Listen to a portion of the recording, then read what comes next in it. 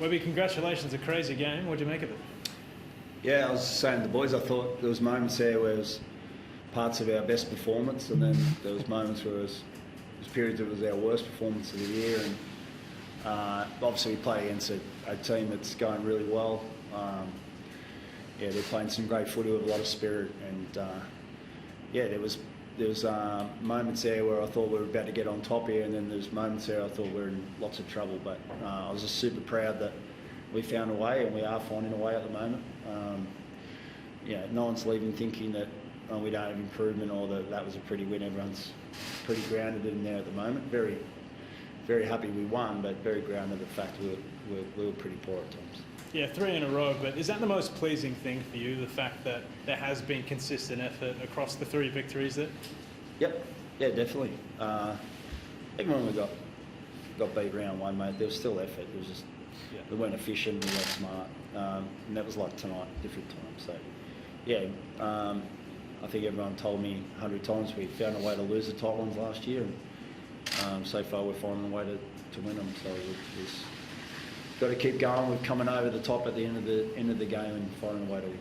You mentioned round 1. What do you feel has been the difference between that game in Vegas and the turnaround from coming back here and playing in the regular season?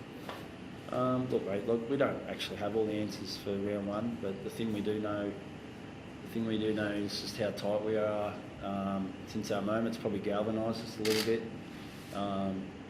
It's probably our group probably realised that everyone lost faith in us pretty quick, but we kept faith in ourselves. And I feel like I'm giving a speech here like we're in the playoffs or something. We're not. It's like it's early in the season, so it doesn't. Every win matters. Every single win matters, but long way to go. Mitchell, you mentioned sort of maybe the close games didn't go your way last year, and there seems to be so far. What do you sort of put that down to? What are you going to achieve? Our connection, fitness levels probably. But I think the main thing is just our connection. Boys just wanting to work hard for each other. Moving on to the next job quicker. So that's probably what I put it down to. What was your reaction seeing Lecter Halasema on the wing there on a 70-metre tear to tie up the game? Yeah, mate, he's a special kid, and he's going to have a long career if he wants to, Lecter. Just some of the things he can do on the footy field I wish I could do. Mate, he's a humble kid and just happy he had that moment. Has he always been a back rower, Webby, or because he's got some toe? Yeah, he's played centre at different stages of his career. When I say career, he's a kid, but when he was younger, junior footy, and he's also played a lot of back row. But that's his position. I think he played reserve grade when he was 17 years old. I think he come on in the middle to start it. He debuted against the Dogs last year as a middle, and then he got moved late and nearly scored a try in the centres just because of injury. But he was only standing out on the wing because that's how our formation is deep in our own half, and it's pretty handy to have someone that fast and that athletic on the end of it. I wish he went around and scored under sticks, and you said he was grounded. He was a bit leery there. But young guys like that, they'll learn, those moments. But he's a special play to give us the win. Can I ask you about, there was a Jerome Luai high tackle on Ed Cossey as well. Ed came off with the HIA. I think most of the commentary was that seemed to be a sin bin in previous years. Could I ask how you saw that one?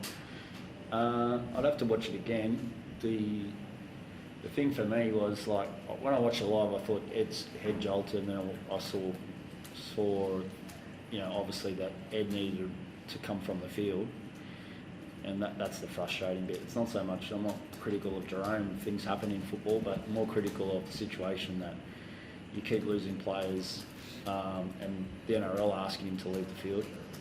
Not ask, but then they keep their whole formation, and then we had to rejuggle things there. So that's probably the frustrating bit.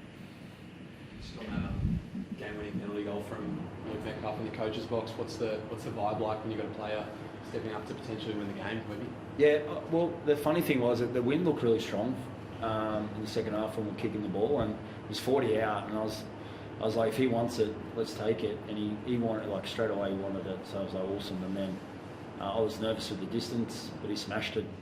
I just loved how he stood up and wanted that moment. And I think that's, everyone talks about God could just want that moment. And pretty tense in the box, but pretty happy when he kicked it, and we knew there was a bit of time to go, and Tigers nearly got us twice, so yeah, we knew we didn't have it yet.